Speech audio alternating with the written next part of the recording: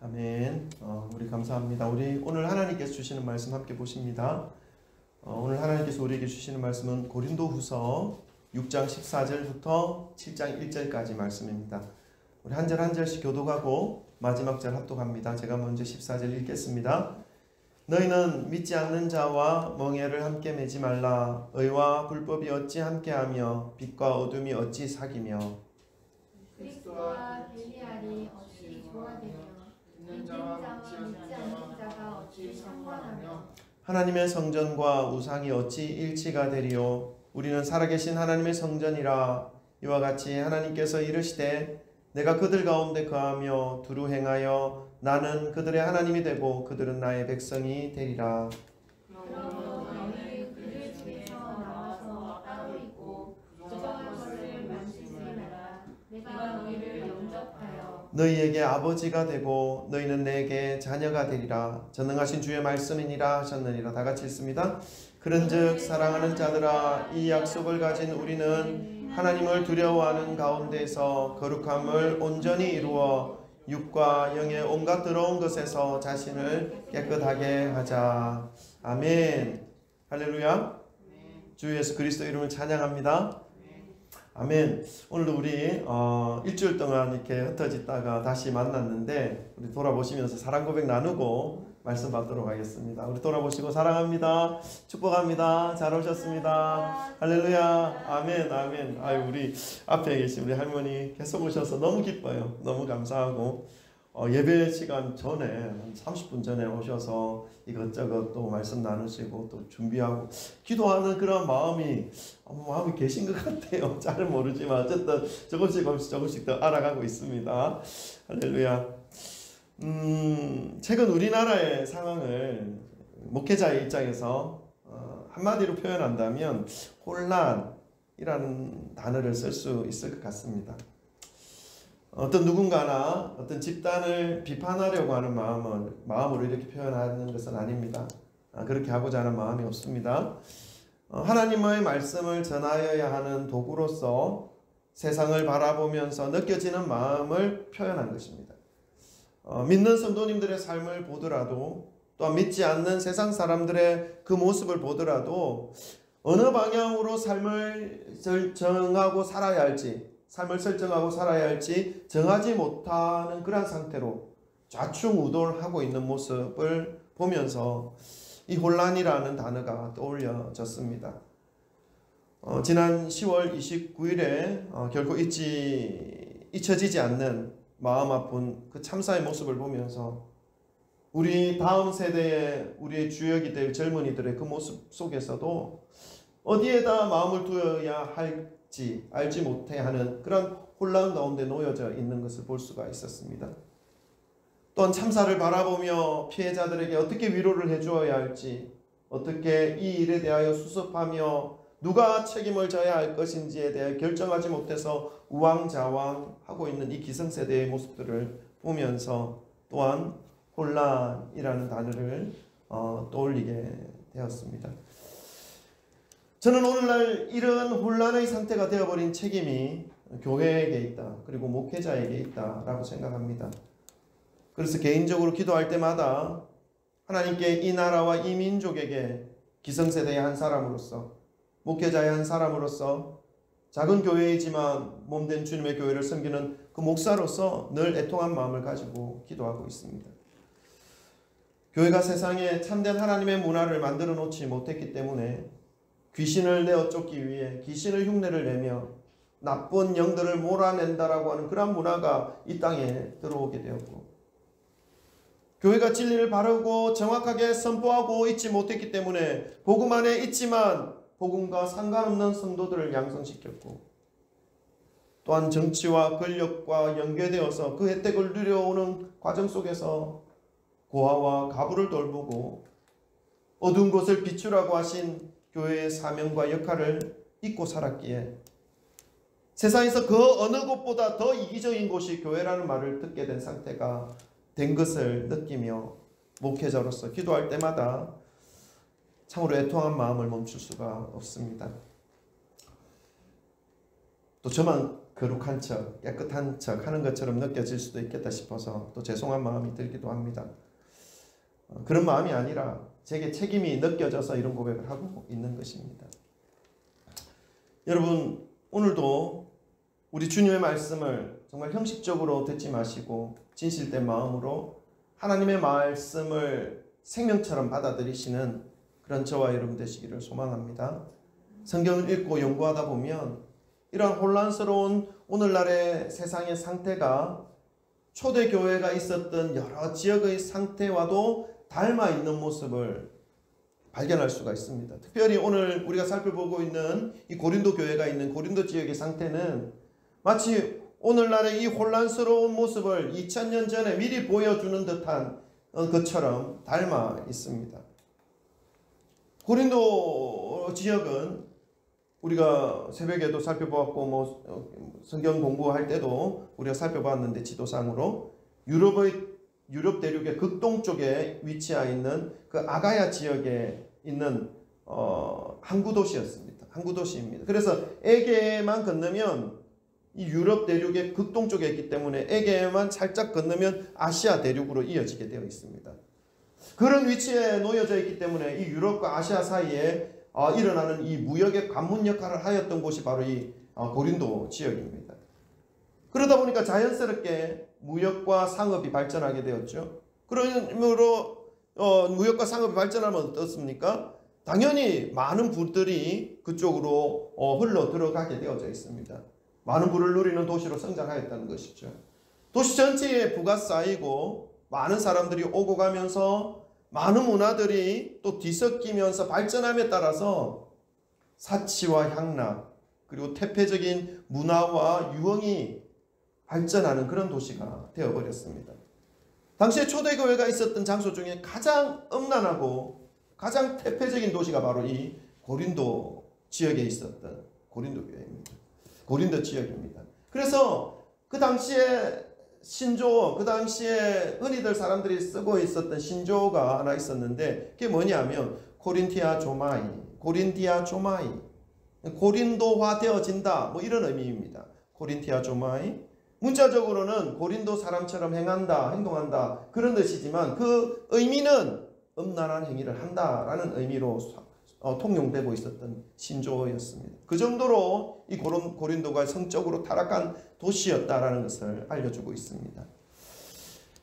이 고린도라고 하는 도시가 이렇게 태폐적으로 타락하게 된 것은 그 도시에 있는 종교의 영향이 아주 컸습니다. 고린도 사람들이 섬긴 신은 아주 섹시하고 자유분방한 여신이었던 비너스를 섬겼습니다. 그리고 그 여신에게 물질도 복을 받아야 되고 물질도 풍성한 삶을 누려야 하겠기에 그 여신에게 사업을 번성을 위해서 재물을 바치기도 하고 심지어는 자신의 삶의 복을 얻기 위해서 아름다운 여성까지 신전에 바치기까지 하는 그런 의식들이 있었습니다. 이런 모습을 보면 예나 지금이나 정말 그 마음의 진리가 자리 잡고 있지 못한 인간이 얼마나 미련한지 얼마나 무지한지 혼란한 삶을 살아가고 있는지를 알 수 있게 합니다. 그래서 비너스 신전에는 1000명 정도의 여인들이 신전 일을 하면서 몸을 파는 직업을 가지고 있었습니다. 신전 주변으로. 그래서 고린도를 출입하는 외국인이나 상인들이 이 여인들에게 많은 재산을 날리는 일들이 빈번하게 일어났던 기록물이 있습니다.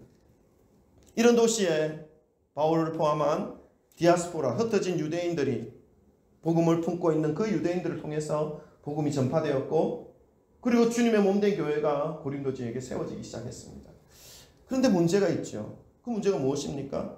예수님을 믿고 교회에 들어온 사람들까지도 이러한 세상 문화에 물들어 있었고 옛 습관을 버리지 못한 채로 우상 숭배에 참여하면서도 우상 옆에서 드려진 그 제물의 음식을 먹으면서도 그리고 음란한 일을 하면서도 아무런 죄의 의식을 가지지 못하였다는 것입니다. 그 대신 단순히 문화에 참여한 것에 지나지 않는 것이다 라고 생각하며 인식하며 문화라고 하는 것에 받아들이는 그런 모습으로 교회에도 영향이 흘러 들어왔다는 것이죠. 이런 혼란의 상태에 놓여져 있는 고린도 교회 성도들에게 오늘 본문 말씀을 통하여 세상의 그 엄난한 문화와 태폐적 문화 속에서 세상의 그 사람들 속에서 어떻게 믿음을 지켜야 할 것인지에 대하여 말씀해 주는 것이 오늘 본문 말씀입니다. 사랑하는 성도 여러분, 세상이 많이 혼란스럽습니다. 교회 안에서 선포되어지는 말씀조차도 안심하고 받아들여지지 못하고 분별해 내어야 하는 이 시대적 혼란이 존재하고 있는 시대입니다. 이러한 시대에 또다시 우리는 다소 원시적인 느낌이 들기는 하지만 이 세대를 이겨낼 수 있는 유일하신 방법 대신 하나님의 말씀을 붙잡고자 합니다. 진리 되신 하나님의 말씀을 통해서 이 시대의 밝은 빛을 비출 수 있는 주님의 깨끗한 도구들이 되어셔서 혼란과 혼돈 속에서 방황하는 수없이 많은 사람들에게 바른 길, 진리의 길을 제시해 주실 수 있는 주님의 거룩한 도구들이 되시기를 주님의 이름으로 축복합니다. 첫 번째로 우리가 기억해야 할 것이 있습니다. 그것은 이 혼란한 시대 속에서 우리가 기억해야 할 것은 믿지 않는 자와 멍에를 함께 매지 말라는 것입니다. 우리 본문 말씀 14절 읽어볼까요? 본문 말씀 14절입니다. 다 같이 한번 읽겠습니다. 시작. 너희는 믿지 않는 자와 멍에를 함께 매지 말라. 의와 불법이 어찌 함께하며 빛과 어둠이 어찌 사귀며. 여러분이 본문 말씀은 믿는 자가 믿지 않는 자와의 관계를 어떻게 맺어야 할 것인가에 대한 답을 우리에게 가르쳐주고 있습니다. 바울은 단호하게 신자는 불신자와 멍에를 함께 매지 말라라고 말합니다. 여러분, 멍에를 함께 맨다라는 것이 무슨 의미겠습니까? 신명기 22장 10절에는 이런 말씀이 있습니다. 너는 소와 나귀를 결의하여 갈지 말라. 신명기 22장 10절입니다. 소와 나귀를 결의하여 갈지 말며 라는 말이 있습니다. 여러분, 소나 나귀 같은 가축을 세는 단위로 결의라는 것을 우리가 쓰고 있습니다. 두 마리를 한 쌍으로 부를 때 결의라고 하는 단어를 씁니다. 그러니까 소 한 결의는 소 두 마리를 의미합니다. 근데 소와 나귀를 결의로 사용하지 말라 말씀하고 있습니다. 무슨 말씀입니까? 소와 나귀를 쌍으로 해서 밭을 갈게 하지 말라는 말씀입니다. 밭을 갈아야 하는데 소 두 마리이든 나귀 두 마리이든 이렇게 쌍을 맞춰서 그 결의를 해서 갈아야 한다는 그런 의미죠. 근데 만약에 소 한 마리와 나귀 한 마리를 결의로 해서 밭을 갈게 하면 어떻게 됩니까? 원하는 대로 밭을 갈 수가 없습니다. 소는 크고 나귀는 그에 비해서 작습니다. 소는 느리고 나귀는 그에 비하여 빠릅니다. 일에 대한 생각도 다르고 일을 처리하는 방식도 다릅니다. 이것처럼 오늘 본 말씀은 믿는 자와 믿지 않는 자와의 관계를 설명할 때 믿는 자는 믿지 않는 자와 멍에를 같이 매지 말라라고 하는 것을 말씀합니다. 그렇다면 멍에는 또 무엇입니까? 네이버 사전에서 찾아보니까요, 멍에가 두 마리의 소나 두 마리의 나귀 등이나 목에 얹어서 쟁기나 수레를 끄는 목재 도구라고 설명되어지고 있습니다. 무엇을 의미하는지 아시죠? 이 말씀의 의미를 영적으로 여러 가지로 해석할 수가 있습니다. 첫 번째로는 우리가 흔히 신자는 불신자와 멍에를 같이 매지 말라는 이 말을 할 때에 흔히 우리가 생각하고 통용하는 말이 있죠. 불신자들과의 결혼을 금지하는 말로 우리는 이해하고 해석합니다. 그것도 가능합니다. 뿐만 아니라 불신자들이 하고 있는 우상 숭배의 자리에 믿는 자들이 함께 하지 말아야 할 것을 의미합니다. 또한 불신자들이 살아가는 그 타락과 퇴폐의 모습으로 믿는 자들이 같이 동참하지 말 것을 의미하는 말씀이라는 것을 우리가 깨달아야 하는 것이죠. 단순히 믿지 않는 자와 결혼을 하지 말 것에 대한 그러한 의미만 있는 것이 아니라는 것입니다. 믿지 않는 자들이 행하고 있는 그 모든 모습들의 모양을 믿는 자들이 닮아가고 따라가고 거기 같이 할 이유가 전혀 없다라는 사실을 말씀하고 있는 것이죠. 하면 안 된다는 것입니다. 바울이 이 말씀을 통해서 고린도 교회 성도들과 또 저와 여러분에게 전하려고 하는 핵심 메시지가 무엇이겠습니까? 그것은 성도의 삶은 그 신앙과 윤리적인 면에 있어서 믿지 않는 사람들과의 삶과 함께 할 수 없다, 같아서는 안 된다라는 의미입니다. 성도의 정체성을 잃어버리지 않도록 자신을 살피라라고 하는 말씀이겠지요. 바울은 불신자들과 함께 멍에를 매지 말 것에 대한 부연 설명으로 뒷부분에 또다시 비슷한 말씀을 다시 설명해 주고 있습니다. 그 의미를 더욱더 명확하게 해주고 있죠. 14절 후반부터 16절까지 우리가 한번 보면요. 말씀을 PPT는 준비 안 돼 있을 텐데 성경을 한번 찾아보거나 아니면 제 말씀을 잘 들으시면 됩니다. 14절 후반부부터 16절 전반부까지 이 의미에 대해서 어떻게 부연 설명하고 있냐 하면 의와 불법이 함께할 수 없다. 빛과 어둠이 서로 사귈 수 없다. 그리스도와 벨리알, 벨리알이라고 하는 것은 무지함, 악함, 우상 이 전체를 통틀는 말씀입니다. 단어입니다. 그래서 그리스도와 그 무지함, 악함, 우상과 조화로울 수가 없다. 그리고 하나님의 성전과 우상이 일치할 수 없다. 이러한 말들로 부연 설명하면서 너무나 당연한 이치를 설명하고 있는 것입니다. 함께 멍에를 매지 말라라는 의미를 더욱더 확실하게 설명해 주고 있죠. 그리고 마지막 설명에 예를 든 하나님의 성전과 우상이 일치할 수 없다라는 것에 대하여 우리가 좀 의미적인 부분을 좀 알 필요가 있는데요. 이 성전이라고 사용되어진 이 단어를 원어 성경에서 찾으면 나오스라는 단어를 사용하고 있습니다. 이 단어는 성전 중에서도 성전의 안쪽, 성전의 내실, 가장 안쪽의 장소를 의미합니다. 그러니까 이 성전이라고 하는 단어 나오스는 지성소를 의미합니다. 하나님께서 임재하시는 장소이죠. 그리고 일치에 해당되는 이 단어를 원어 성경에 찾아보면 발음이 좀 어렵습니다. 신카타데시스라는 단어를 썼는데 이것은 함께 찬성하면서 승인한다, 꽝꽝꽝 결정한다 이런 의미를 가지고 있습니다. 그래서 이 두 단어를 같이 연합해서 우리가 해석하게 되면 어떤 뜻이 되냐면 하나님께서 우상과 함께 찬성하여 승인한다. 하나님께서 우상과 함께 찬성하고 결정을 내리신다. 이런 의미입니다.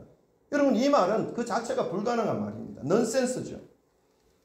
어떤 일에 있어서도 하나님은 우상과 함께 동의하고 승인하지 않습니다.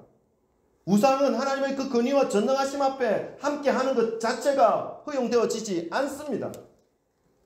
이런 의미입니다. 믿는 자는 믿지 않는 자와 멍에를 함께 매지 말라 하는 의미가 말이죠. 그 관계 속에서 믿는 자와 믿지 않는 자의 그 관계 속에서 어떤 재물이 있어도 어떤 그 명예가 그 속에 나타난다 하더라도 아무리 좋은 것들이 믿지 않는 자들과의 그 관계 속에서 뭔가 창출되어진다 하더라도 신자로서의 정체성을 잃어버려서는 안 된다 라는 것을 말씀하고 있습니다. 사랑하는 성도 여러분, 그렇다면 우리는 어떻게 살아야 하는 것입니까? 지난 금요일 가끔 교제하였던 한 집사님 부부와 점심 식사를 같이 했습니다. 여기 하늘도시 안에 선식당이라는 곳에서 했는데 그곳에 가니까 이 음식들이 다양했는데 대부분 퓨전 음식이라고 하였습니다.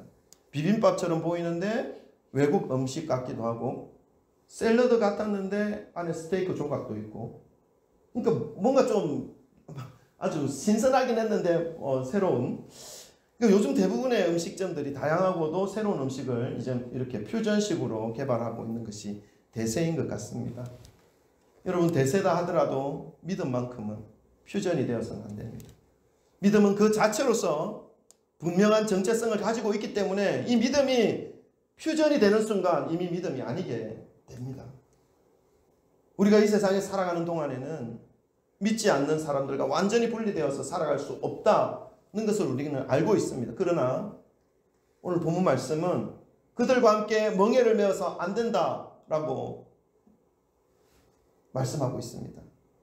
세상의 문화라고 하는 이 포장지 속에 감추어 있는 음행과 탐욕, 속임과 중독, 우상숭배와 물질숭배, 만모니즘. 믿는 자가 이러한 것들을 속으로 들어가게 될 때에 세상의 혼란 속에서 믿음은 변질되고 영과 육은 생명을 잃어버리게 된다. 말씀하고 있습니다. 그렇다면 믿는 자로서 이제 어떻게 해야 하는가? 두 번째 우리가 알아야겠습니다. 우리 한번 따라해 볼까요? 하나님의 성전으로 깨끗하게 살아야 합니다. 시작. 하나님의 성전으로 깨끗하게 살아야 합니다. 맞습니다. 깨끗하게 사는 것이 우리의 삶의 모습이 되어야 하는 것입니다. 우리 16절 중간부터 우리 한번 보겠습니다. 16절 6장 16절 네, 우리는 저기서부터 읽으면 됩니다. 앞에 조금 생략되어 있지만 아까 본 말씀입니다. 우리 다 같이 한번 읽어보십시다. 우리가 어떻게 살아야 하는가? 16절 다 같이 읽습니다. 시작.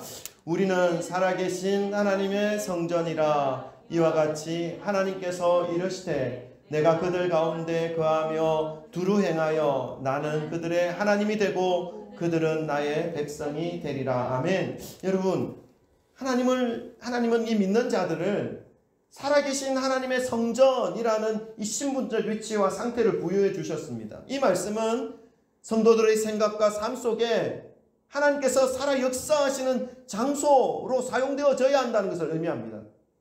뿐만 아니라 이 성전된 성도들에게 하나님은 그들의 하나님이 되며 성전된 그 성도들이 하나님의 백성이 된다는 것을 말씀하고 있습니다. 하나님의 성전, 깨끗한 주님의 성전이 하나님의 자녀의 하나님의 백성이 된다는 것을 말씀하고 있는 것이죠. 하나님이 거하시는 성전된 성도들이 마땅히 따라야 하는 것은 하나님이 기뻐하심, 이 성전이라는 말씀 가운데 포함되어 있죠. 하나님의 속성을 품고 있는 것을 의미합니다. 그것은 거룩함입니다. 그것은 깨끗함이죠. 17절과 18절에 그것에 대하여 더욱더 명확하게 말씀하고 있습니다. 우리 17절 18절도 함께 읽겠습니다. 다 같이 읽습니다. 시작.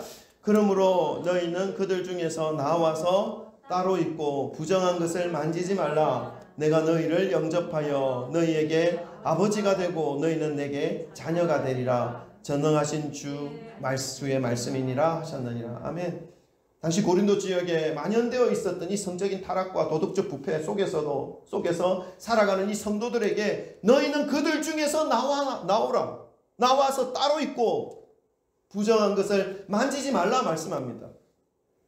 여러분, 하나님을 믿지 않고 자신의 능력을 믿고 세상의 그 부패와 타락을 따라 살아가는 그 사람들의 그 탐바구니 속에서 계속 머물러 있지 말라 말씀하고 있습니다. 그리고 나와서 부정한 것, 음란한 것, 속이는 것, 영과 육이 파멸로 이르게 하는 것들로부터 멀어질 것을 말씀하고 있습니다. 근데 여러분, 이렇게 살아가면 어떻게 됩니까? 우리가 세상이 부패했다고, 세상이 더럽다고, 세상이 썩어 있다고, 그 속에 함께 있지 않고 따로 동떨어져 있으면 어떻게 됩니까? 안 해보셨습니까? 해보시기 바랍니다. 제가 그렇게 해보니까요, 세상은 더욱 핍박하더라고요. 니만 잘났냐, 더욱 소외시키더라고요. 왕따를 시키더라고요. 그리고 믿지 않는 사람들끼리 힘을 합하여서 더 짓밟아 버리기도 합니다. 철저하게 고립이 되는 그러한 상태에 놓여져 버리게 됩니다. 여러분, 그래도 세상을 따라가지 마시기를 바랍니다. 엄난과 부패와 거짓과 욕망을 쫓아가지 마시기를 바랍니다. 세상을 따라가지 않고 세상에서 나와서 왕따가 되어서 짓밟혀서 어디 하나 마음을 둘 곳 없어서 하나님 앞에 나오면 어떻게 됩니까? 17절 끝부분에 내가 너희를 영접하여. 여러분, 얼마나 위로가 됩니까? 세상에서는 왕따 시킨다 하더라도, 세상에서는 짓밟는다 하더라도, 여러분, 그 속에 있지 않고 나와서 깨어진 육체와 연약한 찢어진 그 모습으로 하나님께 나온다 하더라도 주님께서 영접하신다 말씀하고 있지 않습니까? 세상에서는 짓밟히고 고립되어진다 하더라도 우리 하나님은 내가 너희를 영접하여 18절에 너희에게 아버지가 되고 너희는 내게 자녀가 되리라. 여러분, 할렐루야. 이 은혜를 잃어버리지 마시기 바랍니다. 여러분, 세상을 따르지 않는 것이 복임을 깨달으시길 바랍니다. 세상에서 살아가지만 세상의 흐름을 쫓지 않고 끊임없이 하나님의 선하심과 거룩하심을 구하면서 찾으면서 영접하여 주시는 하나님과 함께 살아가는 것이 가장 행복한 삶이라는 것을 깨달으시기를 주님의 이름으로 축원합니다. 바울은 성적으로 도덕적으로 타락된 도시, 부유하지만 온갖 쾌락과 속임이 난무하는 그 혼란의 중심에 있는 도시에 세워진 교회와 성도들에게 마지막까지 깨끗할 것과 거룩할 것을 당부하고 있습니다. 마지막 부분 우리 7장 1절을 함께 읽어볼까요? 7장 1절입니다. 다 같이 읽습니다. 시작.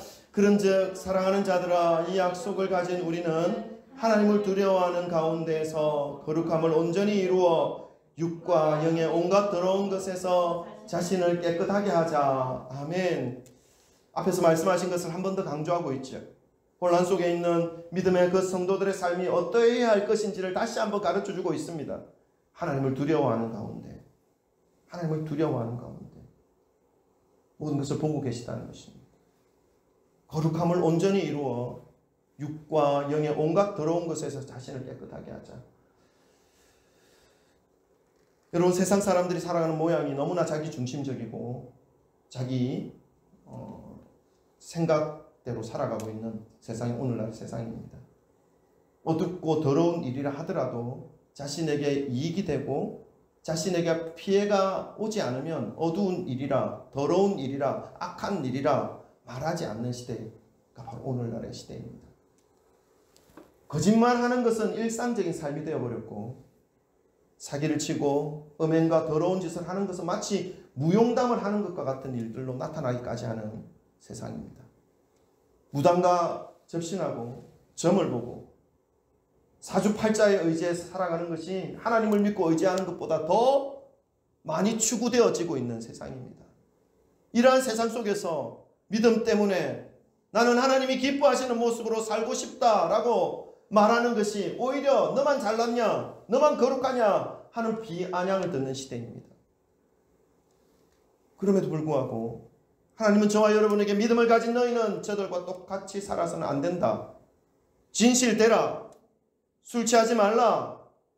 남의 유익을 위해 살아라. 생각과 마음을 거룩하게 하라. 모든 인간관계가 진실되고 순전하게 하라. 물질에 있어서도 정직하고 깨끗하게 하라. 모든 행동에 틈과 티가 없이 행하라. 말씀하고 있습니다. 어떻게 이게 가능합니까? 우리 한 가지만 잊지 않으면 됩니다. 한 가지만 결단하면 됩니다. 그것은 내 속에 하나님께서 왕으로 다스려 주시옵소서 하는 결단입니다. 이 결단과 고백이 매일 매 순간 이루어지는 한 우리는 혼탁한 세상에서 믿지 않는 자와 멍해를 함께 하지 않을 수 있는 힘과 에너지가 있습니다. 주님이 허락하십니다. 온갖 핍박과 짓밟힘 속에서도 주님이 영접해 주시는 그 은혜 속에서 감사와 찬양이 울려 퍼질 수 있는 삶을 살아갈 수가 있습니다. 믿으십니까? 안 믿으십니까? 좀 더 크게 확신 속에서 대답해 주시면 좋겠습니다. 이곳에 계신 모든 분들이 이러한 성도님들의 이 축복된 삶을 정말 성도에게 부어주시는 하나님의 그 은혜의 삶을 누리시기를 주님의 이름으로 축원합니다. 기도할까요? 우리 찬송합시다. 제가 이 말씀을 준비하면서 찬송 하나가 떠올랐는데 제가 이게 하려고 하니까 목 상태도 별로 그래서 준비하고 있으라니까 자고 있어. 진짜 빨리 나와. 우리 아이들하고 같이 불러보자 이렇게 했는데 같이 불러보자.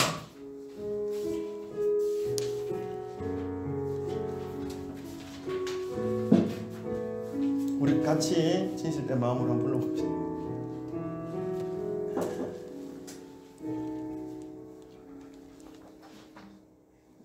계속하세요.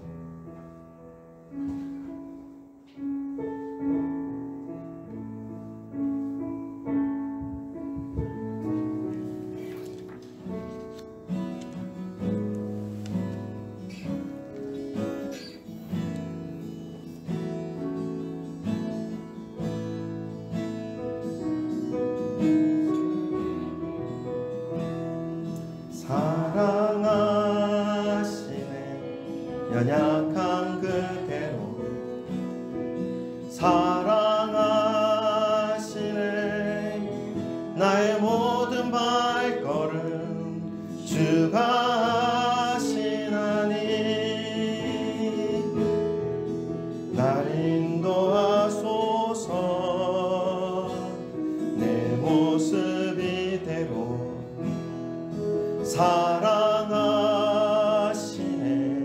연약한 그대로 사랑하시네. 나의 모든 발걸음 주가 하시나니 날 인도하소서 주의 날개 아래 거하는 것 주의 임재 안에 거하는 것 나의 가장 큰 소망 나의 가장 큰 은혜 주와 함께 동행하느니 주의 날개 아래 거하는 것 주의 임재 안에 거하는 것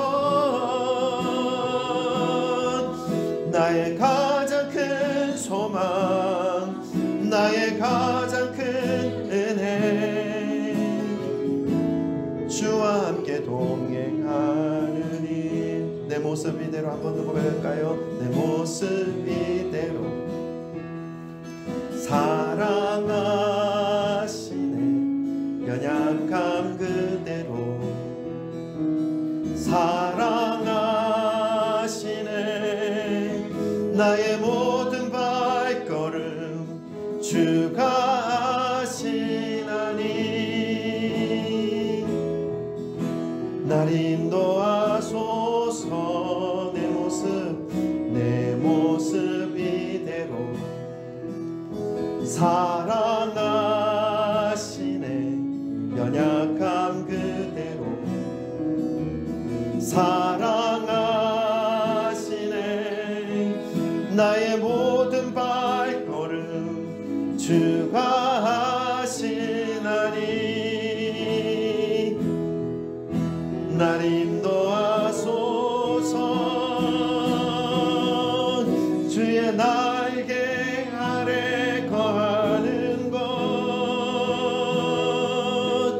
주의 임재 안에 거하는 것 나의 가장 큰 소망 나의 가장 큰 은혜 주와 함께 동행하느니 주의 날개 아래 거하는 것 주의 임재 안에 거하는 것 나의 가장 큰 소망 나의 가장 큰 은혜